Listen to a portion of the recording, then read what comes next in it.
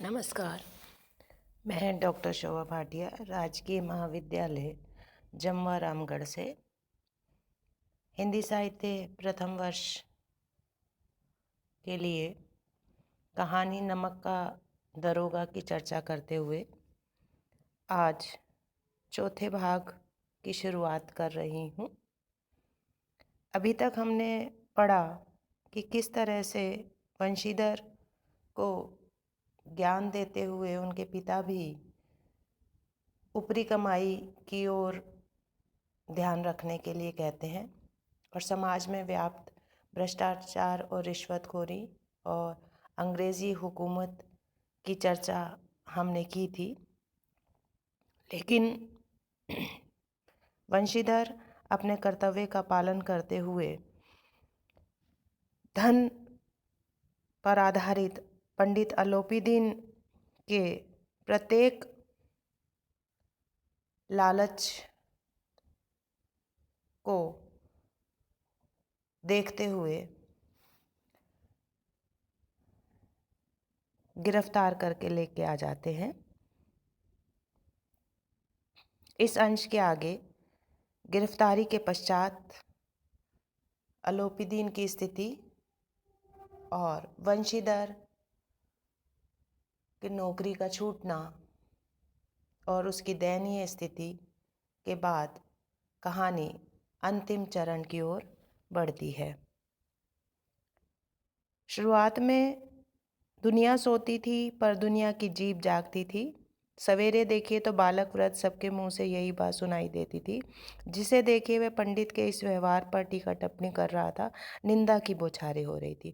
महत्वपूर्ण बात यह है कि चाहे व्यक्ति रात के अंधेरे में सो रहा हो, लेकिन उसके पास बाहरी दुनिया की खबरें तुरंत पहुंच जाती हैं और विशेष तौर पर जब कोई पैसे वाला व्यक्ति के साथ कोई घटना होती है तो भी सही होने के बावजूद भी गरीब ही आलोचना का विषय बनता है। यही स्थिति वंशीधर के साथ हुई है कि अधिकांशतः लोग, बच्चे से लेकर बूढ़े तक, सभी व्यवहार पर टीका टिप्पणी कर रहे थे, निंदा भी हो रही थी और बहुत से लोग इस गिरफ्तारी से खुश होकर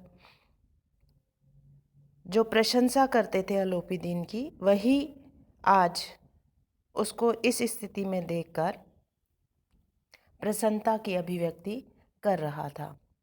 नमक विभाग के ईमानदार और कर्तव्यपरायण वंशीधर ने जब अवैध व्यापार में लिप्त पंडित अलोपीदीन को गिरफ्तार किया, उस समय सभी लोगों को वंशीधर के कार्य ने हैरत में डाल दिया। उन्हें हैरानी इस बात की थी कि रिश्वतखोरी और धन के प्रति आकर्षण और लोलुपता के बावजूद भी आज कोई व्यक्ति ऐसा भी हो सकता है जो धर्म का पालन करते हुए पैसे को ठुकरा दे। लोगों की चिंतन शक्ति से यह घटना समाज में चर्चा का विषय बन गई थी। सुबह होते ना होते यह घटना का समाचार सारे प्रदेश में फैल गया। जिसे देखो वो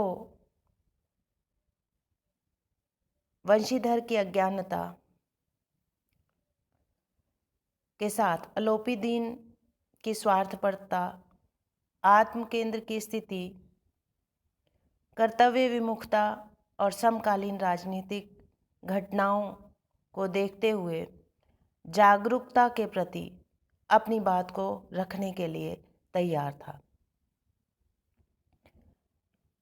समाज की अनैतिकता और बेईमानी के ठेकेदारों के मुख से पंडित जी की निंदा की जा रही थी। दैनिक कार्य करने वाले लोग निरंतर चर्चा कर रहे थे और ऐसा कोई भी व्यक्ति नहीं था जो बेईमानी ना करता हो। नीचे से लेकर ऊपर तक, चाहे वो दूध बेचने वाला हो, चाहे वह झूठे रोजनामचे भरने वाला व्यक्ति हो, बिना टिकट यात्रा करने वाला व्यक्ति हो, झूठे दस्तावेज तैयार करने वाला व्यक्ति हो, सभी धर्मपरायण बनकर अलोपी दीन की आलोचना करने में लगे हुए थे। कहने का तात्पर्य ये है कि इस संसार में ऐसा कोई भी व्यक्ति नहीं है, अधिकांशतः ज़्यादातर व्यक्ति बेईमानी, छल कपट का सहारा लेने वाले लोग हैं, लेकिन जैसे ही मौका मिलता है आलोचना करने में कोई भी व्यक्ति पीछे नहीं रहता है। जब अलोपी दीन को हथकड़ियाँ पहनाकर लाया जा रहा था तो उनके हृदय में गलानी और पश्चाताप के भाव थे। शर्म के कारण वो सिर झुकाए हुए चल रहे थे। लोगों में हलचल थी कि किस तरह से अब न्याय किया जाएगा। जैसे मेला देखने के लिए लोगों में उत्सुकता होती है, वैसे ही आज गिरफ्तार हुए अलोपी दीन को देखने की नज़ारा था।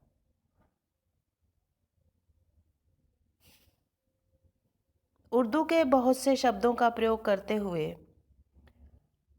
प्रेमचंद जी ने इस अनुच्छेद को बहुत ही सुंदर वर्णन के साथ प्रस्तुत किया है।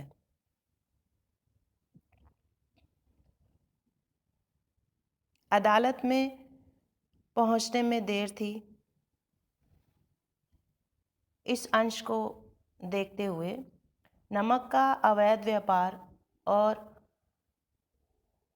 वंशीधर द्वारा अलोपी दीन को गिरफ्तार किया जाना, गिरफ्तारी समाज के लिए आश्चर्यजनक घटना बनती है, लेकिन फिर भी जमींदार की प्रभावशाली स्थिति और प्रशासन के अफसरों द्वारा निरंतर रिश्वत लिए जाने के कारण सारा परिदृश्य अलग ही कथा का चित्रण कर रहा है।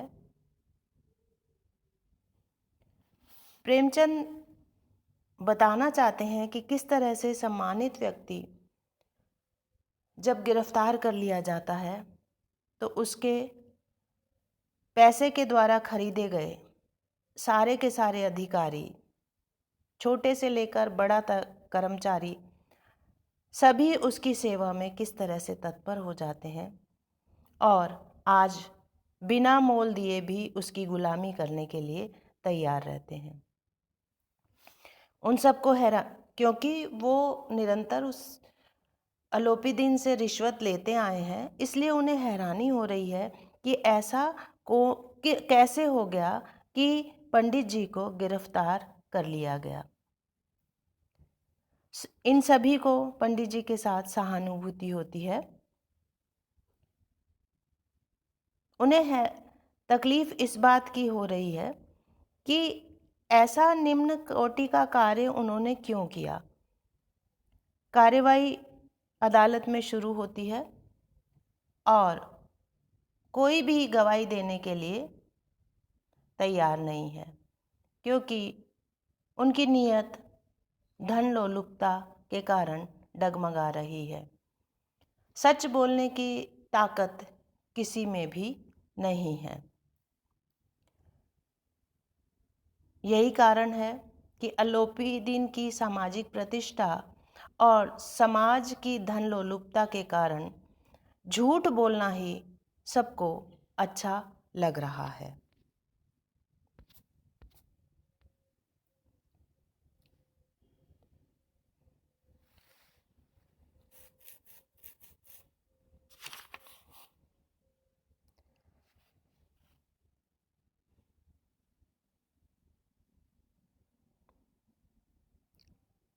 यहाँ वंशीधर प्रसन्न है कि उन्होंने किसी प्रकार का गलत कार्य नहीं किया और सजगता और सचेतता से उन्होंने नमक हलाली का काम नहीं किया। उनकी दृष्टि में उनका विवेक और उनकी बुद्धि अभी भ्रष्ट नहीं हुई है और उन्हें लगता है कि भविष्य में भी उसे होशियार रहना चाहिए। लेकिन क्योंकि अलोपीदीन अत्यधिक प्रभावी व्यक्ति हैं, ऐसी स्थिति में वकील निष्पक्ष होकर फैसला नहीं सुना पाते हैं और अलोपीदीन को मुक्त कर दिया जाता है। सभी मित्र साथी उनके द्वारा पैसे के माध्यम से खरीदे गए व्यक्ति सभी प्रसन्न हैं, लेकिन आज न्याय की नींव हिल गई है। चारों ओर से व्यंग बाण दिखाई देते हैं, लेकिन सभी तबके के लोग अलोपीदीन को नमस्कार करते हैं।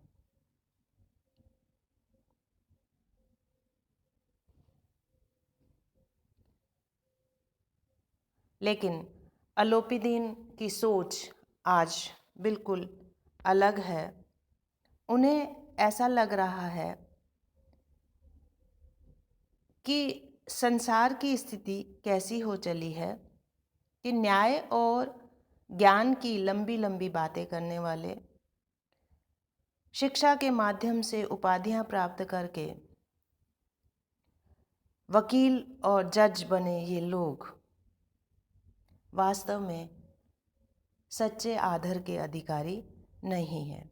जिस कर्तव्य परायणता का परिचय वंशीधर ने दिया, ऐसा परिचय इनमें से किसी एक से भी प्राप्त नहीं होता है। इस सच्चाई का अनुभव अलोपीदीन के जीवन की दिशा को बदल देता है। यद्यपि वो गिरफ्तारी से छूट चुके हैं, लेकिन उनका मन कहीं विचित्र स्थिति का अनुभव कर रहा है कि वो लोग जो गिरफ्तार होने पर उनकी आलोचना कर रहे थे, उनका तमाशा देख रहे थे, और वही कर्जदार लोग आज उनके छूट जाने के बाद अपनी ही कई बातों का विरोध करते हुए जैसे मानो उनके साथ खड़े हुए थे। वंशीधर ने पैसे से दुश्मनी लेकर अपना नुकसान किया था, और क्योंकि उन्होंने पैसे से दुश्मनी ली थी तो स्वाभाविक बात है समाज की दृष्टि में वे गुनहगार थे और इसका कीमत उन्हें चुकानी पड़ती है। उन्हें नौकरी से बर्खास्त कर दिया जाता है। उन्हें तकलीफ होती है कि कर्तव्य परायण होते हुए भी उन्हें दंड मिला। टूटे हृदय से दुखी और व्यथित वह घर की ओर आते हैं। उनके पिता को बुरा लगता है कि इतना समझाने के बाद भी खाली सूखी तनख्वाह से कुछ नहीं होता, ऊपरी कमाई की ओर ध्यान देना चाहिए। उनके पुत्र ने यह बात नहीं मानी, जिसकी सज़ा, ईमानदारी की सज़ा उनके पुत्र को झेलनी पड़ रही है, और उन्हें ऐसा लग रहा है जैसे उनके पुराने दिन लौट कर आ गए हैं और पुनः कष्ट की स्थिति में उन्हें जीना पड़ेगा। जिस नौकरी से के लगने पर वह अत्यधिक खुश थे, वहीं उनके पिता नौकरी छूट जाने के कारण अत्यधिक दुखी हो जाते हैं। उन्हें लगता है कि सामाजिक परंपरा के अनुसार ईश्वर के प्रति निवेदन करते हुए उन्होंने जिस पुत्र की कामना की थी, जैसे उनके पुत्र ने उनके सारे सपनों को समाप्त कर दिया है। इस तकलीफदेह स्थिति को झेलते हुए वंशीधर अपने घर पर ही बिना कार्य के बैठे हैं। अचानक विपरीत स्थिति में अलोपीदीन उनके घर आते हैं। वंशीधर के पिता उनको देखकर सामाजिक व्यवस्था के अनुसार अपने पुत्र द्वारा सही कार्य किए जाने के बावजूद भी क्षमा याचना करते हैं कि उनके पुत्र के कारण अलोपीदीन को इस तरह से खराब स्थिति से गुजरना पड़ा। लेकिन विपरीत स्थिति में अलोपीदीन बड़े स्नेहपूर्वक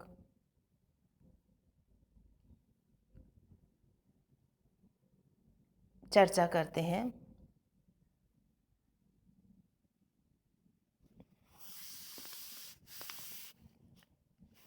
पंडित अलोपीदीन वंशीधर से कहते हैं कि मैं खुशामद करने नहीं आया हूँ, बल्कि उस रात को आपने अपने अधिकार के बल पर मुझे हिरासत में लिया। आज मैं स्वेच्छा से आपकी हिरासत में आया हूँ। मैंने हज़ारों रईस और अमीर देखे, हज़ारों उच्च पदाधिकारियों से काम करवाया, लेकिन आपने मुझे हरा दिया है। मैंने सबको अपने धन का गुलाम बनाकर छोड़ दीजिए, लेकिन आज मैं आपसे प्रार्थना करने आया हूँ। यह पंडित अलोपीदीन का चरित्र एक नए रूप में सामने आता है। धन को ही सर्वस्व मानने वाले और धन के माध्यम से सारे समाज को खरीद लेने वाले अलोपीदीन को आज वंशीधर बहुत अधिक श्रेष्ठ दिखाई देते हैं। उन्हें लगता है कि सारा संसार देखने के बावजूद, सारे समाज और सारे लोगों में गरीबी के कारण और पद के कारण, अमीरी के कारण उन्होंने सारे पदाधिकारियों को खरीद लिया था, लेकिन सिर्फ एक वंशीधर ही अपने कर्तव्य पर अडिग रहे और यह उनके लिए बड़े सम्मान की बात है। उन्हें अच्छा लगा है कि आज एक व्यक्ति तो कम से कम संसार में ऐसा मिला जो कि सच्चाई से अपने कर्तव्य को पूर्ण करने के लिए समर्पित था।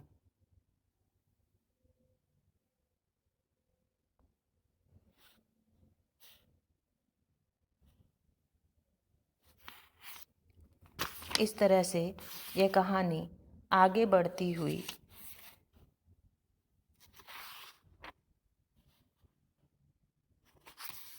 इस श्रेष्ठता को सिद्ध करती है कि चाहे धन के आकर्षण में व्यक्ति कितना ही गिर जाए, लेकिन सत्य की आखिरकार जीत होती है।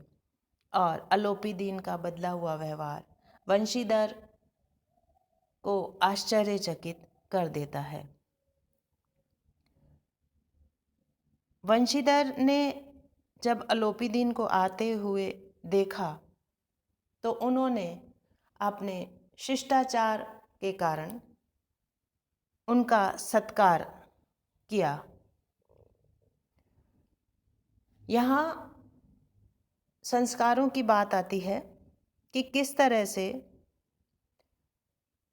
अलोपीदीन की वजह से नौकरी चले जाने के बावजूद भी वंशीधर क्रोधित हो सकते थे, अलोपीदीन का अपमान कर सकते थे, लेकिन उनके संस्कारों ने उस दिन कर्तव्य पालन करते हुए गलत कार्य का विरोध कर जहां अलोपीदीन को गिरफ्तार किया था, वहीं आज उनके संस्कार घर आए हुए अतिथि का अपमान ना करने की ओर प्रेरित करते हैं। लेकिन यहाँ भी उनका स्वाभिमान किसी तरह से झुकता नहीं है।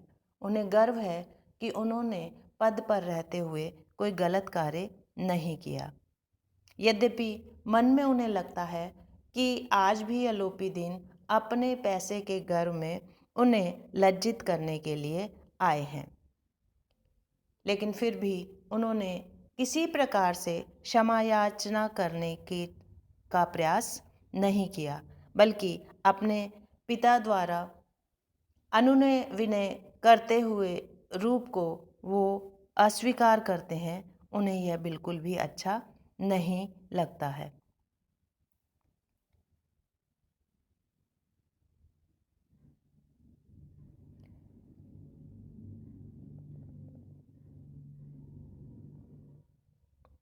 यद्यपि अलोपीदीन का व्यवहार आज अलग है, लेकिन उनके पिता और वंशीधर फिर भी घर आए अतिथि का स्वागत करते हुए उदारता से कहते हैं कि मैंने जो भी कार्य किया मैं मजबूर था, पद पर रहते हुए मैं वहाँ अवज्ञा नहीं कर सकता था। उस समय मैं कर्तव्य की श्रृंखलाओं में जकड़ा हुआ था, लेकिन समाज में रहते हुए पैसे वाला होने के कारण और क्षमता देखते हुए मैं आपका दास हूँ। जो आज्ञा हो मैं उसका पालन करने के लिए तैयार हूँ। इसके विपरीत अलोपीदीन आज गर्व के भाव से नहीं बल्कि विनीत भाव से उन्हें कहते हैं कि नदी किनारे तो आपने मेरी प्रार्थना स्वीकार नहीं की थी, लेकिन आज आपको मेरी प्रार्थना स्वीकार करनी पड़ेगी। वंशीधर को लगा कि आज पता नहीं उन्हें क्या स्थिति बनने वाली है। शायद वो आज पुनः धन के माध्यम से उन्हें खरीदने आए होंगे। अलोपीदीन स्टाम्प लगा हुआ एक पत्र देते हैं जिसमें वह उन्हें अपने यहाँ नौकरी देने की प्रार्थना करते हैं और यह स्वीकार करते हैं कि ब्राह्मण होने के कारण जिस चीज़ को ठान लेते हैं उसे पूरे किए हुए बिना ब्राह्मण कभी भी द्वार से हटता नहीं है। आज यह उनकी प्रार्थना नहीं अपितु दान है। वो मांगना चाह रहे हैं कि किसी भी स्थिति में आज जो वो लेने आए हैं उसे लिए बिना नहीं जाएंगे। वंशीधर उस कागज़ के टुकड़े को लेकर पढ़ते हैं और उन्हें हैरानी होती है कि अलोपीदीन ने अपनी सारी जायदाद का स्थायी मैनेजर उन्हें नियुक्त कर दिया है और हज़ारों रुपए में उनका वेतन है, सारे सुख सुविधाएं हैं, रहने के लिए घर है, नौकर चाकर हैं, सवारी के लिए साधन है, लेकिन अपनी विनम्रता के साथ वह इस बात को कहते हैं कि मैं इस योग्य नहीं हूँ कि इतने बड़े दायित्व को संभाल सकूं या इस तरह की नौकरी मैं कर सकूं।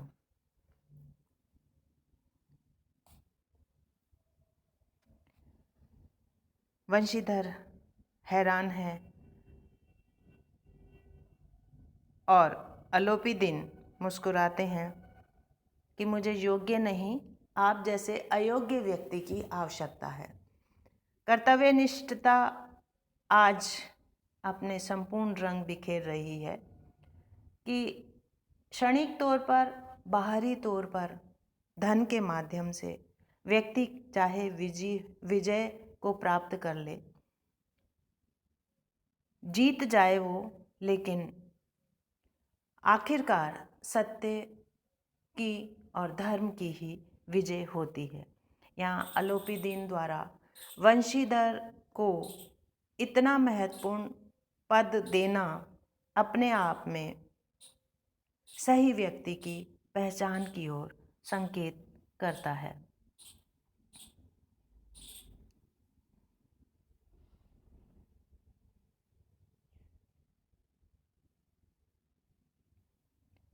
अंतिम अंश में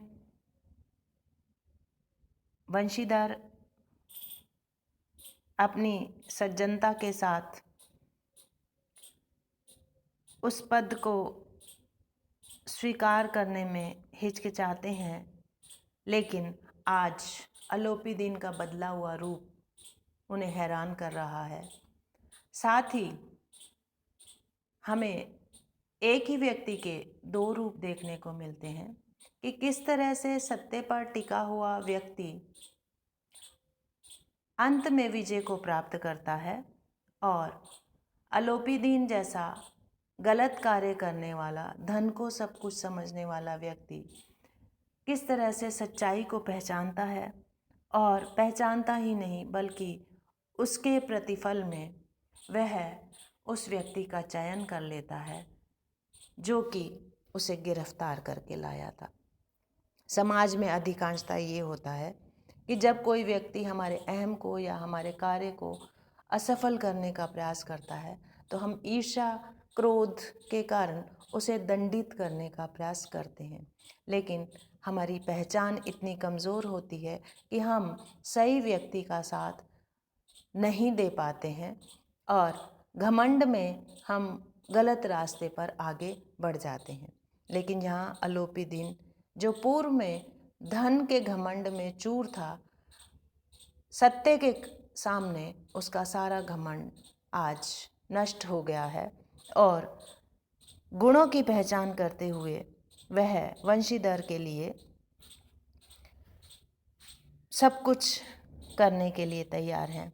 ये वास्तविक इनाम है जो कि सत्य की जीत के साथ वंशीधर को प्राप्त होता है। अलोपी दिन सारे चीज़ों का नज़रअंदाज करते हुए कहते हैं कि ना मुझे विद्वता की चाह है, ना अनुभव की, ना मर्मज्ञता की, ना कार्यकुशलता की। इन गुणों के महत्व का परिचय खूब पा चुका हूँ।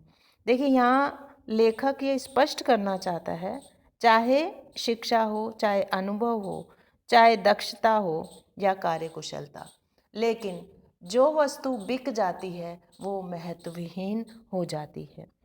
और अलोपी दिन ने इन सारी वस्तुओं को, सारी योग्यताओं को धन के माध्यम से खरीदा है। इसलिए उन्हें लगता है कि ये सारी दिखावटी वस्तुएं हैं जिसे बड़ी आसानी से पैसे के द्वारा खरीदा जा सकता है। अब सौभाग्य और सुअवसर ने मुझे यह मोती दे दिया है जिसके सामने योग्यता और विद्वता की चमक फीकी पड़ गई है। यह कलम लीजिए, अधिक सोच विचार ना कीजिए, दस्तखत कर दीजिए। पापात्मा से यही प्रार्थना है कि आपको सदैव वही नदी के किनारे वाला बेमुरवत, उदंड, कठोर परंतु धर्मनिष्ठ दरोगा बनाए रखे। वो प्रशंसा करते हुए कहते हैं कि वंशीधर जी, मुझे कुछ भी नहीं चाहिए, मैं सब कुछ देख चुका हूँ, लेकिन मुझे आज मैं जिस व्यक्ति को नौकरी देने का प्रयास कर रहा हूँ, मुझे कोई दक्षता महत्वपूर्ण नहीं लग रही। मुझे तो सिर्फ कर्तव्य का पालन करने वाला धर्मनिष्ठ दरोगा ही दिखाई दे रहा है जो कि नदी किनारे मुझे मिला था। और मैं अपेक्षा करता हूँ मेरे द्वारा दी गई इस तुच्छ नौकरी को आप पूरी धर्मपरायणता के साथ निभाएंगे और आपके इसी गुण के कारण मैं अपनी जीवन राह पर आपको अपना पथ प्रदर्शक बनाना चाहता हूँ। कहानीकार ने मुंशी के गुणों से प्रभावित पंडित अलोपी दिन के व्यक्तित्व का बहुत ही सुंदर चित्रण किया है और कहने का प्रयास किया है कि सद्गुण किस प्रकार प्रारंभिक स्थितियों में हारता हुआ दिखाई देता है, लेकिन अंततः आखिरकार जीत हमेशा सत्य की ही होती है, अच्छाई की होती है, गुणों की होती है। इस सुंदर संदेश को पहुंचाने का प्रयास प्रेमचंद जी ने हमारे समक्ष किया है। यह संपूर्ण कहानी हमें हिलाकर रख देती है और पूरी सच्चाई के साथ समाज का चित्रण प्रस्तुत करती है कि पैसे के सामने समाज का प्रत्येक व्यक्ति, चाहे वह शिक्षित हो, अशिक्षित हो, गरीब हो, अमीर हो, उच्च पद पर हो या उसकी समाज में कोई भी स्थिति हो, वह सारे के सारे पैसे के सामने बिके हुए हैं। बहुत कम व्यक्तित्व वंशीधर जैसे होते हैं जो कि सच्चाई से गलत चीज़ों का विरोध करते हैं। उन्हें कष्ट झेलना पड़ता है अपने जीवन में, लेकिन वह कभी भी सत्य के कारण अपने जीवन में हारते नहीं हैं।